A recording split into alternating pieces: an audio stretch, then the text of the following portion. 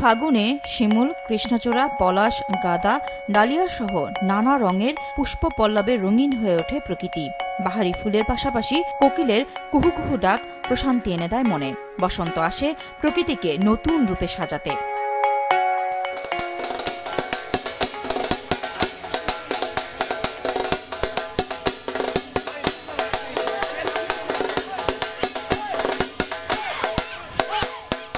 প্রকৃতির সাথে মানুষের সংযোগের পাশাপাশি সাংস্কৃতিক ঐতিহ্যকে প্রজন্মান্তরে ছড়িয়ে দিতে বছর বছর আয়োজিত হয় বসন্ত উৎসব।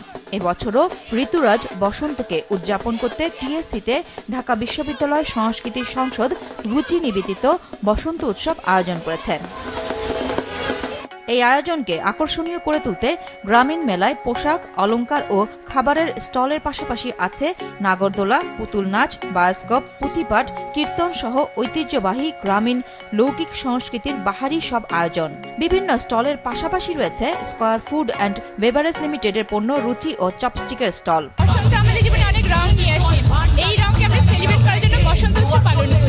গ্রামীণ একটা ভাইব আছে, পুতুল নাচ দেখতে খুব ভালো লাগে। বসন্ত থেকে বসন্ত উৎসবটা বেশি ভালো লাগে, কারণ বসন্তকে আসলে সেভাবে বোঝা যায় না। বাংলাদেশে ঋতুর মধ্যে বসন্তর প্রকটতাটা তো বেশি না, তবে যখন আসে তখন এই উৎসবগুলো নিয়ে আসে।